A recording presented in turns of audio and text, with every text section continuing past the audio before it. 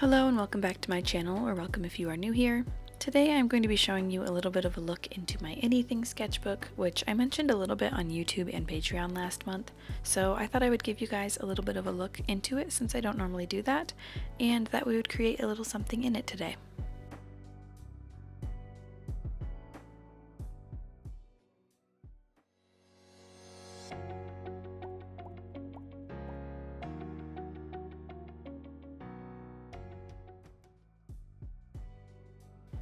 It has been a while since I used my glass dip pens, so I thought I would use those today.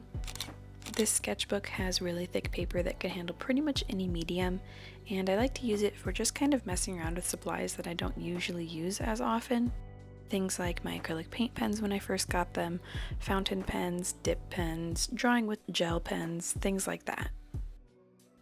These 5 dip pens are all very similar. They are long and have pretty fine tips, but they are slightly different sizes. I usually prefer using the blue one and sometimes the black and white one that's towards the bottom. And then I also really like, of the top two that are the shorter, fatter kind,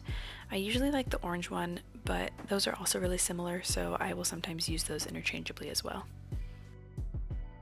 Like I mentioned before when I was talking about this sketchbook, I really like that this paper holds up really well no matter what you use on it, and I really get to just have fun with it and create random things with my less used supplies, and I don't have to worry about how the paper is going to hold up or how much of those supplies I use on it, which can definitely be a lot of fun and make it more relaxing when you don't have to be thinking about that.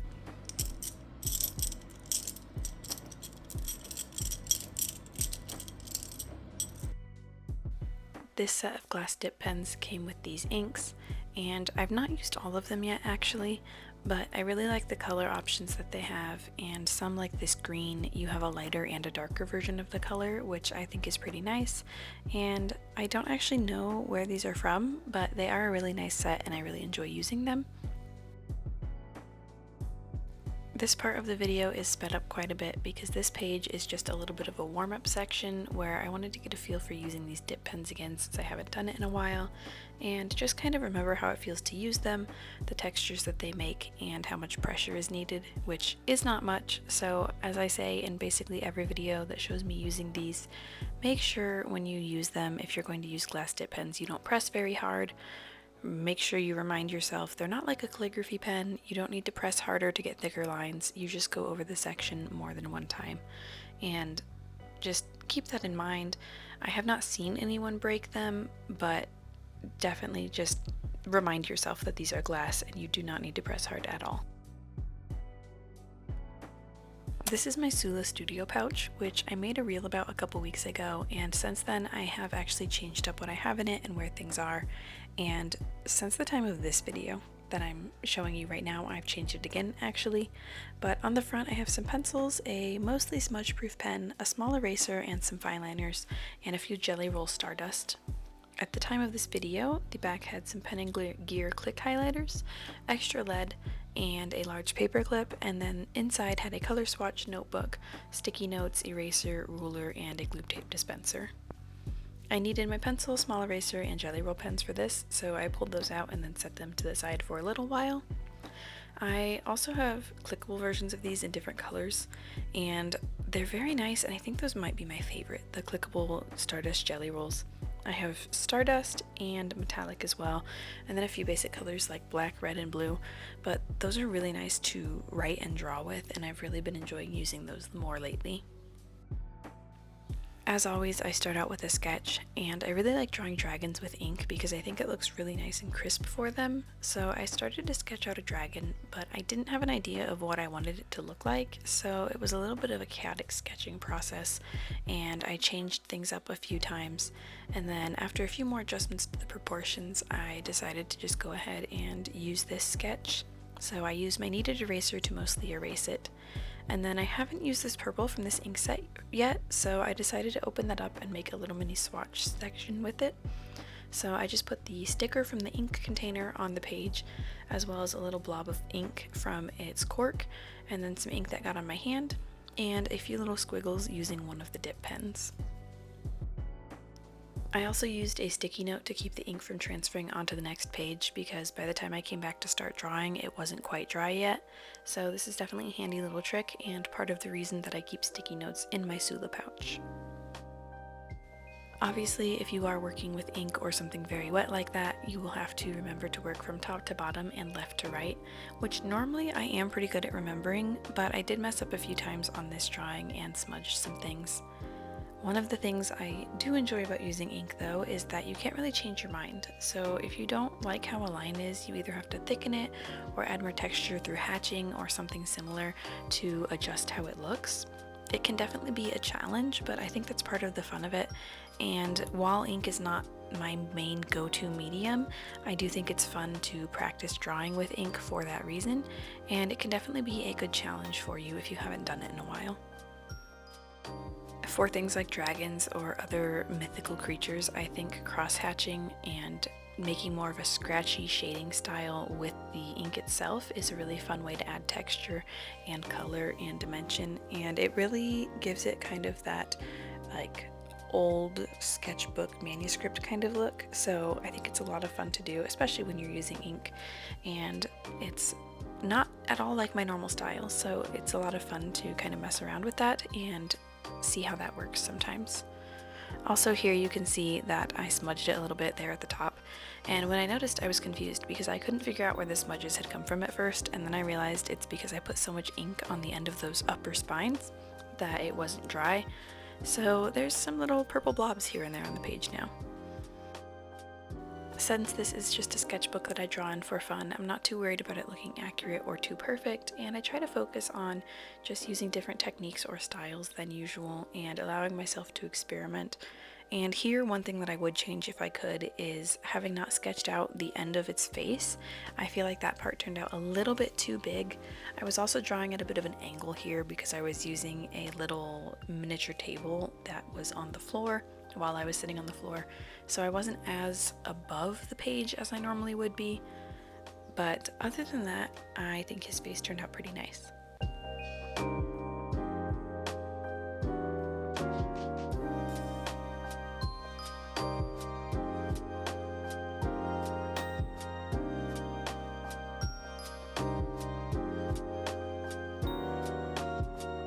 I had a rough idea of what I wanted to do for the background, but I didn't really think about how that would look or work with ink, so I did end up having to change what I was doing after a little while. The original plan was to make swirls using ink with the dip pens and make it seem kind of like fluffy clouds, but it wasn't turning out with the texture that I wanted, so I tried some watercolor. When I first started realizing that it wasn't looking how I wanted, I tried to change it up and make it this different way where instead of the lines being the same, they were just kind of like mixed together like you see here, and it was more of a messy look. And then I also added in another color, but even with that, it still wasn't turning out quite how I was hoping.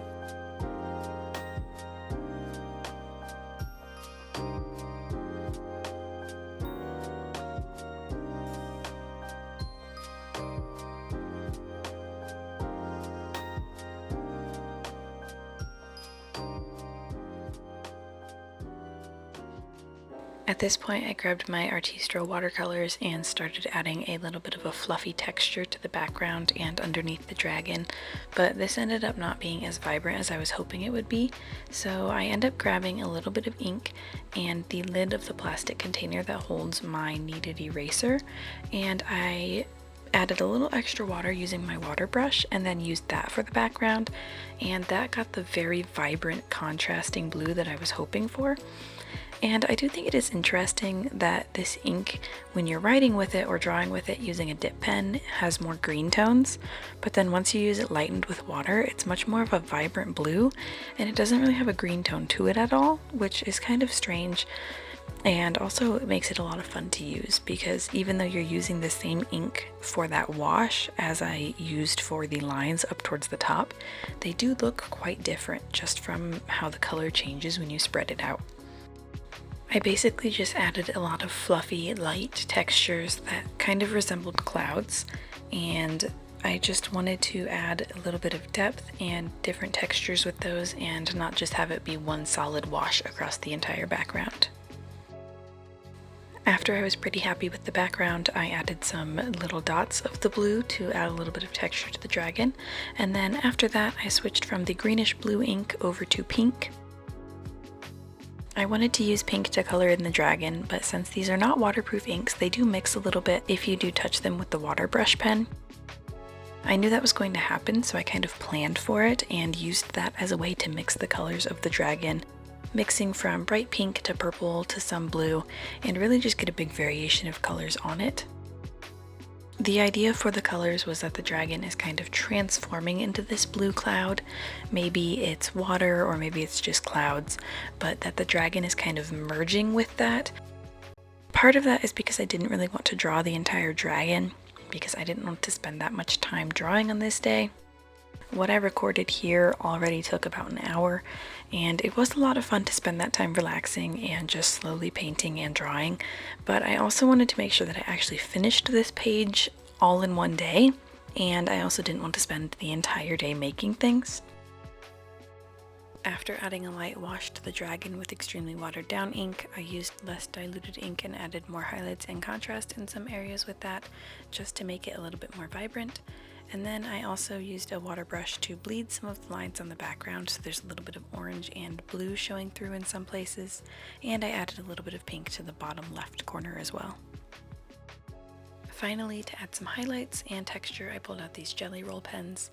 I always have had the hardest time finding white gel pens that actually work with watercolor, but I tried some of these 08 jelly rolls a while ago and really liked them. So I got the Stardust set, and like I mentioned earlier, those are clickable, and they have the 08 tip,